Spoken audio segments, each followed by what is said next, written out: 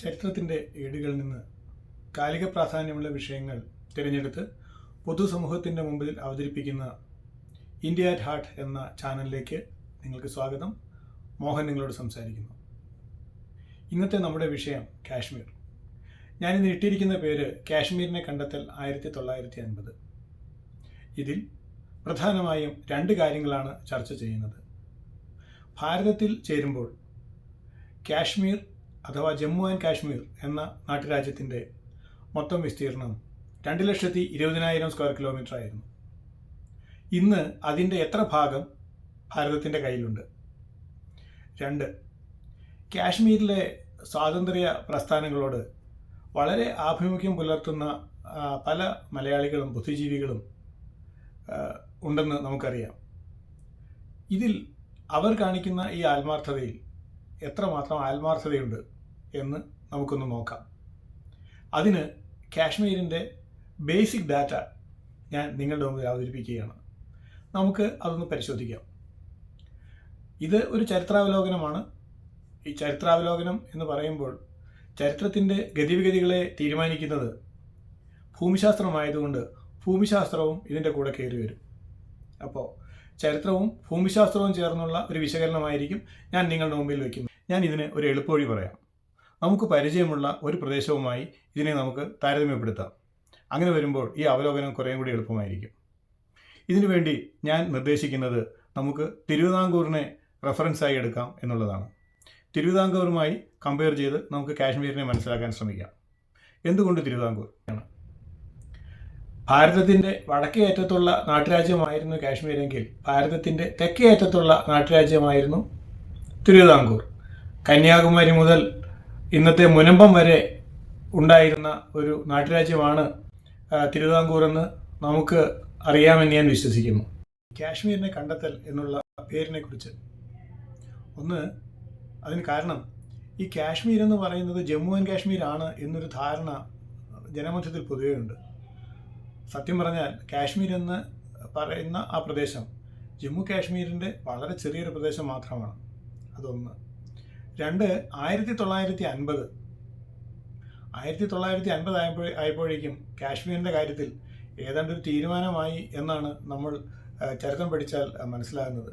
അതുകൊണ്ടാണ് കാശ്മീരിനെ കണ്ടെത്തൽ 1950 എന്നുള്ള പേര് ഞാൻ ഇതിന് സെലക്ട് ചെയ്തത്. എന്തുകൊണ്ടാണ് തിരുവിതാംകൂറിനെ റെഫറൻസായി എടുത്തത് എന്നുള്ളത് അതിന് വേറെ 1-2 കാരണങ്ങൾ കൂടിയുണ്ട്. ഞാൻ അടുത്തിടയ്ക്ക് ശ്രീനഗറിൽ നിന്നുള്ള MP ആഗാ സയ്യിദ് റൂഹുള്ള മേദിയുടെ ഒരു വീഡിയോ കാണാനിടയായി. അതിൽ അദ്ദേഹം പ്രൊജക്റ്റ് ചെയ്യുന്ന രീതി കേട്ടാൽ കാശ്മീർ ഭൂമി ഉണ്ടായ കാലം തുടങ്ങിയൊരു സ്വതന്ത്ര രാഷ്ട്രമാണ് ആയിരുന്നുവെന്നും ഭാരതത്തിന് അവകാശപ്പെടാത്തത് എന്തോ ആണ് കാശ്മീർ എന്നും ഒരു ധാരണ നമുക്ക് കിട്ടും. 2, കാശ്മീർ ഭരണപരമായി വളരെ മുന്നിട്ട് നിന്നിരുന്ന ഒരു നാട്ടുരാജ്യമാണെന്നും ഭാരതത്തിൽ തന്നെ ഏറ്റവും മുന്നോക്കമായുള്ള ഒരു നിരവധി ഭരണപരിഷ്കാരങ്ങൾ അവിടെ നടപ്പാക്കിയിരുന്നുവെന്നും അദ്ദേഹം പറയുന്നത് പോലെ തോന്നും. ആക്ച്വലി അദ്ദേഹത്തിന് തിരുവിതാംകൂറിനെ പറ്റി അറിയാൻ വയ്യാത്തതുകൊണ്ടാണ്. തിരുവിതാംകൂറിൽ എത്ര നൂതനമായ ഭരണപരിഷ്കാരങ്ങളാണ് സ്വാതന്ത്ര്യത്തിന് മുമ്പ് നടപ്പാക്കപ്പെട്ടിരുന്നു എന്നുള്ളത് ഇതിനെ ഒന്ന് ബാലൻസ് ചെയ്യുന്ന രീതിയിൽ ആക്കി തീർക്കും എന്ന് എനിക്കൊരു സമാധാനത്തിന് വേണ്ടിയാണ് തിരുവിതാംകൂറിനെ ഒരു റെഫറൻസായിട്ട് എടുക്കണമെന്ന് ഞാൻ മനസ്സുകൊണ്ട് വിചാരിച്ചതും. അത് ഒരുപക്ഷെ നമ്മളിൽ പലരും ശ്രദ്ധിക്കാതെ പോയ കാര്യവുമായിരിക്കും. സ്വാതന്ത്ര്യാനന്തര കേരളത്തേക്കാൾ എത്രയോ മുൻപന്തിയിലായിരുന്നു സ്വാതന്ത്ര്യത്തിന് മുമ്പുണ്ടായിരുന്ന തിരുവിതാംകൂർ മറ്റുള്ള നാട്ടുരാജ്യങ്ങളുമായി കമ്പയർ ചെയ്യുമ്പോഴെന്ന് അറിയുന്നത് നമുക്ക് ഒരുപാട് ഇൻസൈറ്റ് തരും. തിരുവിതാംകൂർ 1729 അതിൻ്റെ ഫോർമേഷന് ശേഷം ഒരിക്കൽ പോലും ഒരു വിദേശ ശക്തിയുടെയും നേരിട്ടുള്ള ഭരണത്തിന് കീഴിലായിരുന്നില്ല. എക്കാലവും തിരുവിതാംകൂർ സ്വതന്ത്രമായിരുന്നു. തിരുവിതാംകൂർ ബ്രിട്ടീഷിന് കപ്പം കൊടുത്തിരുന്നു എന്നുള്ള സ്ഥിതി ശരിയായിരുന്നു. പക്ഷേ അപ്പോഴും തിരുവിതാംകൂറിലെ പ്രജകളുടെ ഭരണം തിരുവിതാംകൂർ രാജാക്കന്മാർ നേരിട്ടാണ് നടത്തിയിരുന്നത്. 1741 കുളച്ചിൽ വെച്ച് നടന്ന യുദ്ധത്തിൽ ഡച്ചുകാരെ തോൽപ്പിച്ച് ഡച്ചുകാരെ ഭാരതത്തിൽ നിന്ന് കെട്ടുകെട്ടിക്കാനുള്ള ഒരു കാരണമായതും തിരുവിതാംകൂറാണ്. ഇനി നമുക്ക് ഭൂമിശാസ്ത്രത്തിൻ്റെ ഒരു പഠനമാകാം. നമ്മൾ ഭൂമിശാസ്ത്രം പരിശോധിക്കുന്നത് ഒരു സ്വതന്ത്ര രാഷ്ട്രമായി നിലനിൽക്കാൻ വേണ്ട അടിസ്ഥാനമായ കാര്യങ്ങൾ ഉള്ള ഭൂമിശാസ്ത്രമാണ് പഠിക്കുന്നത്. അതല്ലാതെ ഭൂമിശാസ്ത്രത്തിലേക്കുള്ള ഒരു ഡീറ്റെയിൽ അനാലിസിസ് അല്ല. വിസ്തീർണം നോക്കാം. തിരുവിതാംകൂറിൻ്റെ വിസ്തീർണം 19,500 സ്ക്വയർ കിലോമീറ്റർ ആയിരുന്നു. ഇതിൻ്റെ അതിരുകൾ കിഴക്ക് ഭാഗത്ത് സഹ്യപർവ്വതം, പടിഞ്ഞാറ് ഭാഗത്ത് അറബിക്കടൽ, തെക്കേ അറ്റത്ത് കന്യാകുമാരി, വടക്ക് ഭാഗത്ത് പെരിയാറും നെടുങ്കോട്ടയും ചാലക്കുടിപ്പുഴയും. അത് മുനമ്പം വരെ എത്തുന്ന ഭൂപ്രദേശമായിരുന്നു തിരുവിതാംകൂറിൻ്റെ കയ്യിലുണ്ടായിരുന്നത്. അപ്പോൾ അതാണ് അതിൻ്റെ വടക്കേ അതിരുകൾ. നീളം ഏതാണ്ട് 250ഓളം കിലോമീറ്റർ നീളം വരും. വീതി മാക്സിമം വീതി ഏതാണ്ട് 150ഓളം കിലോമീറ്റർ വരുന്ന വീതിയാണ് തിരുവിതാംകൂറിനുണ്ടായിരുന്നത്. ഇത് മലനാട്, ഇടനാട്, തീരപ്രദേശം ഇങ്ങനെ മൂന്നായിട്ട് തിരിക്കാം. ഈ സുദീർഘമായ 250 പരം കിലോമീറ്റർ നീളമുള്ള കോസ്റ്റൽ ലൈൻ ആണ് തീരപ്രദേശം ആയിരുന്നു. അതിന് വീതി ഏതാണ്ട് 30 കിലോമീറ്റർ വരെ കൂട്ടാം. അതിനപ്പുറം ഇടനാടാണ്. പിന്നെ മലമ്പ്രദേശം, അതാണ് മലനാട്. ഇവിടുത്തെ മുഖ്യ പ്രോഡക്റ്റ് നമുക്ക് ഉണ്ടായിരുന്നത് സുഗന്ധദ്രവ്യങ്ങളായിരുന്നു. നമ്മുടെ വിൽപ്പന ചരക്ക്. ഇവിടുത്തെ ജനങ്ങളുടെ മുഖ്യ ഭക്ഷണം അരിയാണ്. അതുപോലെ തന്നെ ഒരു കാലഘട്ടത്തിൽ നമുക്ക് അരി ഉൽപ്പാദനം തികയില്ല എന്ന് വന്നപ്പോൾ അന്നത്തെ മഹാരാജാവ് തെക്കേ അമേരിക്കയിൽ നിന്ന് ഇവിടെ കപ്പ കൊണ്ടുവന്ന് കപ്പ നട്ടുപിടിപ്പിച്ച് കപ്പ കൃഷി വ്യാപകമാക്കുകയും കപ്പ കഴിച്ചാൽ ശരീരത്തിന് കുഴപ്പമൊന്നും ഉണ്ടാവില്ല, വിഷപദാർത്ഥമല്ല എന്ന് തെളിയിക്കാൻ വേണ്ടി സ്വയം കപ്പ കഴിച്ച് കേരളത്തിൽ ഒരു വിപുലമായ തരത്തിൽ കപ്പ കൃഷി നടത്തുകയും ചെയ്തു. അത് കാരണം ഈ ഭക്ഷ്യക്ഷാമം എന്നൊരു പ്രശ്നം കേരളത്തിൽ തിരുവിതാംകൂർ കാര്യമായിട്ടുണ്ടായില്ല. കാരണം അരി അല്ലെങ്കിൽ കപ്പ എന്നൊരു രീതി നമുക്ക് അവലംബിക്കാൻ സാധിച്ചു. പിന്നെ റബ്ബർ നമ്മളുടെ ഒരു വലിയ വരുമാന മാർഗമായിരുന്നു. ഇവിടുത്തെ ജനസംഖ്യയിൽ ഭൂരിപക്ഷവും ഏതാണ്ട് 70%, 69% ഹിന്ദുക്കളായിരുന്നു. ഞാൻ 1941 സെൻസസ് വെച്ചാണ് പറയുന്നത്. നമ്മുടെ ഭാഷ കുറച്ച് കന്യാകുമാരി സൈഡിലേക്ക് തമിഴ് ഉണ്ടായിരുന്നെങ്കിലും മലയാളമായിരുന്നു പൊതുവായിട്ടുള്ള ഭാഷ. ഇവിടുത്തെ മതവിഭാഗം ഭൂരിപക്ഷവും ഹിന്ദുക്കളാണ്. 20% ക്രിസ്ത്യാനികളായിരുന്നു. ഏതാണ്ട് 7% മുസ്ലിങ്ങളായി. കേരളത്തിൻ്റെ തിരുവിതാംകൂറിൻ്റെ തെക്കേയറ്റം മുതൽ വടക്കേയറ്റം വരെ സഞ്ചരിക്കാനുള്ള ഒരു ഹോമോജീനസ് ആയിട്ടുള്ള ഒരു ലാൻഡ്സ്കേപ്പായിരുന്നു തിരുവിതാംകൂറിനുണ്ടായിരുന്നത്. രാജ്യത്തിൻ്റെ പുരോഗതിയിൽ വിദ്യാഭ്യാസത്തിനുള്ള പ്രാധാന്യം വളരെ നേരത്തെ തന്നെ തിരിച്ചറിഞ്ഞിരുന്ന ഭരണമായിരുന്നു. 1817 തന്നെ ഇവിടെ വിദ്യാഭ്യാസം സാർവത്രികവും പ്രൈമറി വിദ്യാഭ്യാസം സാർവത്രികവും സൗജന്യവുമാക്കി. 1864 പെൺകുട്ടികൾക്ക് വേണ്ടി മാത്രമായി ഒരു സ്കൂൾ സ്ഥാപിച്ചു. അങ്ങനെ ഇതെല്ലാം വിദ്യാഭ്യാസത്തിന് ഇത്രയും കൂടുതൽ പ്രാധാന്യം നൽകിയിരുന്നതുകൊണ്ട് തിരുവിതാംകൂറിൻ്റെ ലിറ്ററസി റേറ്റ് ഏതാണ്ട് 48% അതേസമയം ബ്രിട്ടീഷ് ഇന്ത്യയുടെ ആവറേജ് റേറ്റ് ഏതാണ്ട് 13% മാത്രമായിരുന്നു. ഏറ്റവും കൂടുതൽ വിദ്യാഭ്യാസ നിലവാരമുണ്ടായിരുന്ന ബ്രിട്ടീഷ് പ്രസിഡൻസിയിൽ മദ്രാസാണ് ഏറ്റവും മുമ്പിൽ നിന്നിരുന്നത്. അവിടെ 22% മാത്രമായിരുന്നു. കാശ്മീരിലെ ലിറ്ററസി റേറ്റ് 7 തുടങ്ങി 8% വരെ മാത്രമേ ഉണ്ടായിരുന്നുള്ളൂ എന്നറിയുമ്പോൾ തിരുവിതാംകൂർ വിദ്യാഭ്യാസത്തിൻ്റെ കാര്യത്തിൽ മറ്റുള്ള നാട്ടുരാജ്യങ്ങളെക്കാൾ ബ്രിട്ടീഷ് ഇന്ത്യയിലെ മറ്റുള്ള എല്ലാ പ്രദേശങ്ങളെക്കാളും എത്രയോ മുമ്പിലായിരുന്നു എന്ന് നമുക്ക് മനസ്സിലാക്കാൻ സാധിക്കും. തിരുവിതാംകൂറിൽ വിദ്യാഭ്യാസത്തിന് ഏറ്റവും കൂടുതൽ പ്രാധാന്യം വരാനുള്ള ഒരു കാരണം ഇവിടുത്തെ മിഷണറിമാരുടെ നിസ്തുലമായ സേവനമാണ്. മിഷണറിമാരുടെ വിദ്യാഭ്യാസ പ്രവർത്തനങ്ങൾക്ക് ഇവിടുത്തെ ഭരണകൂടം വളരെ വലിയ പിന്തുണയും പ്രോത്സാഹനവുമാണ് നൽകിയിരുന്നത്. പൊതുജനാരോഗ്യത്തിന് വളരെ വലിയ മുൻഗണനയാണ് തിരുവിതാംകൂർ ഭരണകൂടം നൽകിയിരുന്നത്. 1813 വാക്സിനേഷൻ ഡിപ്പാർട്ട്മെൻറ്റ് തുടങ്ങിയാണ് ഇതിന് തുടക്കം കുറിച്ചത്. മൗസൂരിക്കെതിരായുള്ള പ്രതിരോധ കുത്തിവയ്പ് നൽകിക്കൊണ്ടാണ് ഇതിൻ്റെ തുടക്കം. 1837 തൈക്കാട്ട് ഒരു ധർമാശുപത്രി സ്ഥാപിക്കപ്പെട്ടു. ഇവിടെ ചികിത്സ എല്ലാവർക്കും സൗജന്യമായിരുന്നു. 1933 പബ്ലിക് ഹെൽത്ത് ഡിപ്പാർട്ട്മെൻറ്റും മെഡിക്കൽ ഡിപ്പാർട്ട്മെൻറ്റുമായി വേർതിരിക്കപ്പെട്ടു. 1923 ഇവിടെ എക്സ്റേ മെഷീൻ കൊണ്ടുവന്നു. 1930 റേഡിയോ ഉപയോഗിച്ചിട്ടുള്ള ക്യാൻസർ ട്രീറ്റ്മെൻറ്റും തുടങ്ങി. 1943 മെഡിക്കൽ ആക്ട് നടപ്പിലാക്കി. ഇവിടെ English medicine, Ayurveda medicine, Siddha medicine, Unani medicine എന്നിവയ്ക്കെല്ലാം, ഹോമിയോ മെഡിസിൻ എന്നിവയ്ക്കെല്ലാം അംഗീകാരം നൽകുകയും അതിനുവേണ്ട ക്വാളിറ്റി സ്റ്റാൻഡേർഡ്സ് തീരുമാനിക്കുകയും ചെയ്തു. വളരെ ശക്തമായ ഒരു പ്രതിരോധ സംവിധാനമാണ് തിരുവിതാംകൂറിൽ ഉണ്ടായിരുന്നത്. ഇവിടുത്തെ പട്ടാളം വളരെ മോഡേൺ ആയിരുന്നു. 1741 കുളച്ചിൽ യുദ്ധത്തിൽ ഡച്ചുകാരെ പരാജയപ്പെടുത്തിയപ്പോൾ അന്നത്തെ ഡച്ച് കപ്പിത്താനായിരുന്ന ഡിൽനോയിയെ ഇവിടെ തിരുവിതാംകൂറിൻ്റെ സൈന്യാധിപനാക്കി അദ്ദേഹത്തിൻ്റെ നേതൃത്വത്തിൽ വെസ്റ്റേൺ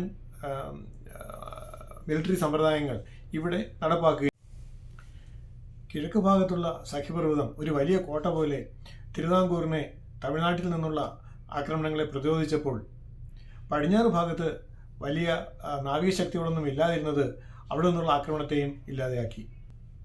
അതുപോലെ തന്നെയാണ് ഇവിടുത്തെ കൊട്ടാര ചിലവുകളും. വളരെ ഫ്രൂഗലായിട്ടുള്ള ജീവിത രീതിയാണ് തിരുവിതാംകൂർ രാജവംശം തുടർന്നു വന്നിരുന്നത് എന്നതിനാൽ ഇവിടെയുള്ള ചിലവുകൾ മറ്റുള്ള നാട്ടുരാജ്യങ്ങളെ അപേക്ഷിച്ച് വളരെ കുറവായിരുന്നു.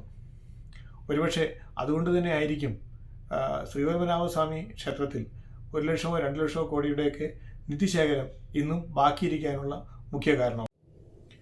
ഈ കാലഘട്ടത്തിൽ തിരുവിതാംകൂറിൻ്റെ വരുമാനം ഏതാണ്ട് 9 കോടി രൂപയായിരുന്നു. നികുതി വരുമാനമായിട്ടും കസ്റ്റംസ് വഴിയൊക്കെ കിട്ടിയിരുന്നത് ഏതാണ്ട് 9 കോടി രൂപയായിരുന്നു വാർഷിക വരുമാനം. ഇത് ഏതാണ്ട് ഒരു 90-80 കോടിയുടെ അടുത്തുള്ള GDP കാണിക്കുന്ന വരുമാനമാണ് ഈ ടാക്സ് കളക്ഷനിലൂടെ കിട്ടിയിരുന്ന 9 കോടി രൂപ. ഇതിലിവിടെ ധാരാളം ചിലവുണ്ടായിരുന്നത് ഇവിടുത്തെ വിദ്യാഭ്യാസ സമ്പ്രദായം നവീകരിക്കുന്നതിനും ഇവിടുത്തെ ഹെൽത്തിനുമായിരുന്നു. അതിനുവേണ്ടി ധാരാളം പണം ചിലവാക്കിയിരുന്നു. ഇനി ഭരണത്തിനുള്ള ജനപ്രാതിനിധ്യം. വിപ്ലവകരമായ പല മാറ്റങ്ങൾക്കും തുടക്കം കുറിച്ച രാജ്യമായിരുന്നു തിരുവിതാംകൂർ. 1888 ഇവിടെ ഒരു ലെജിസ്ലേറ്റീവ് കൗൺസിൽ നിലവിൽ വന്നു. ബ്രിട്ടീഷ് ഇന്ത്യയിൽ ലെജിസ്ലേറ്റീവ് കൗൺസിൽ കൊണ്ടുവരുന്ന ആദ്യത്തെ നാട്ടുരാജ്യമായിരുന്നു തിരുവിതാംകൂർ. ഇതിൻ്റെ ജനപ്രാതിനിധ്യം പോരാ എന്ന് കണ്ട് 1904 ഒരു പോപ്പുലർ അസംബ്ലി ഇവിടെ രൂപവൽക്കരിക്കപ്പെട്ടു. 1905 കൂടി ഇലക്ഷൻ എന്നുള്ള ഒരു കൺസെപ്റ്റ് ഇതിൽ കൊണ്ടുവന്നു. 1920 സ്ത്രീകൾക്കും പുരുഷന്മാർക്കും തുല്യ വോട്ടവകാശം നൽകി. 1928 ബ്രിട്ടനിൽ പോലും തുല്യ വോട്ടവകാശം സ്ത്രീകൾക്ക് നൽകുക എന്നുള്ള ധാരണ വന്നത് എന്ന കാര്യം വളരെ കൗതുകരമായിരിക്കും. ഇക്കഴിഞ്ഞ ലോക്സഭാ സമ്മേളനത്തിൽ സ്ത്രീകളുടെ റെപ്രസെൻറ്റേഷന് വേണ്ടിയുള്ള ചർച്ചകൾക്കിടയിൽ വയനാട്ടിൽ നിന്നുള്ള MP സ്ത്രീകളുടെ വോട്ടവകാശം ഭാരതത്തിൽ കൊണ്ടുവരുന്നതിന് മുൻകൈയെടുത്തത് മോത്തിലാൽ നെഹ്റു ആയിരുന്നു എന്നുള്ള ഒരു പ്രസ്താവന നടത്തുന്നത് കണ്ട് കൈയടിക്കുന്ന 2 യുവതുർക്കികളെ ആ ഫ്രെയിമിൽ തന്നെ കാണാൻ സാധിച്ചു. മോത്തിലാൽ നെഹ്റു കോൺഗ്രസിൻ്റെ ആവശ്യപ്രകാരം ഇപ്രകാരം ഒരു വിഷൻ ഡോക്യുമെൻ്റ് ഗവൺമെൻറ് സബ്മിറ്റ് ചെയ്യുന്നതിന് 8 വർഷം മുമ്പ്, അത് 1928 8 വർഷം മുമ്പ് 1920 നമ്മുടെ സ്വന്തം നാട്ടിൽ തിരുവിതാംകൂറിൽ ഇത് നടപ്പിലാക്കപ്പെട്ടിരുന്നു എന്നുള്ള വസ്തുത എത്രയോ രസകരമാണ്.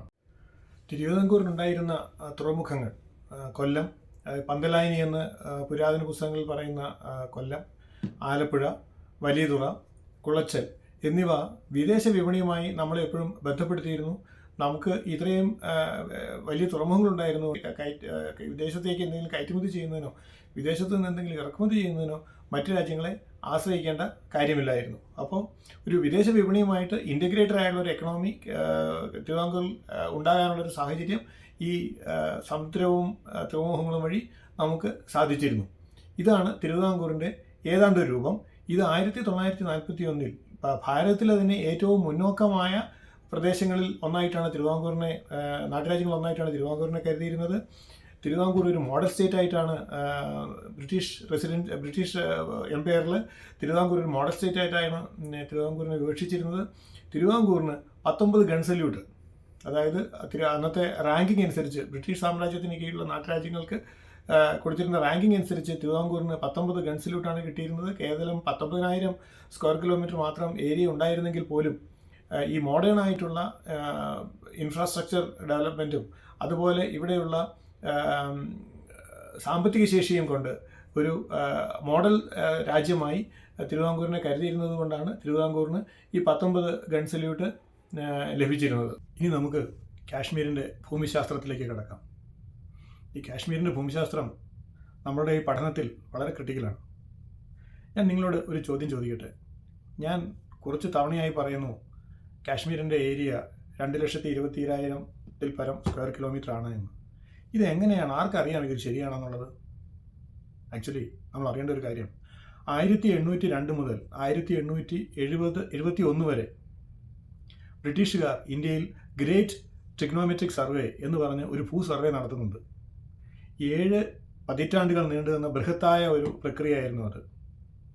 ഭാരതത്തിലെ മുഴുവൻ പ്രദേശങ്ങളുടെയും സർവേ അവർ നടത്തി, അതിൻ്റെ മാപ്പുകളും ഉണ്ടാക്കി. ഈ മാപ്പുകളുടെ അടിസ്ഥാനത്തിലാണ് ഭാരതത്തിൻ്റെ അതിരുകളെ പറ്റിയുള്ള ചർച്ചകളെല്ലാം നമ്മൾ നടത്തുന്നത്. ഇനി കാശ്മീരിലേക്ക് തിരിച്ചു വരാം. കാശ്മീരിൻ്റെ ഭൂമിശാസ്ത്രം ഭാരതത്തിൻ്റെ മൊത്തം ഭൂമിശാസ്ത്രവുമായി എങ്ങനെ ബന്ധപ്പെട്ട് കിടക്കുന്നു എന്നറിയാനാണ് നമ്മൾ ശ്രമിക്കുന്നത്. ഉത്തരം യത് സമുദ്രസ്യ ഹിമാദ്രൈവ ദക്ഷിണം വർഷം തത് ഭാരതം നാമ ഭാരതീയത്ര സന്തതി. വിഷ്ണു പുരാണത്തിലുള്ള ഒരു ശകലങ്ങളാണിത്, പദ്യശകലങ്ങളാണ്.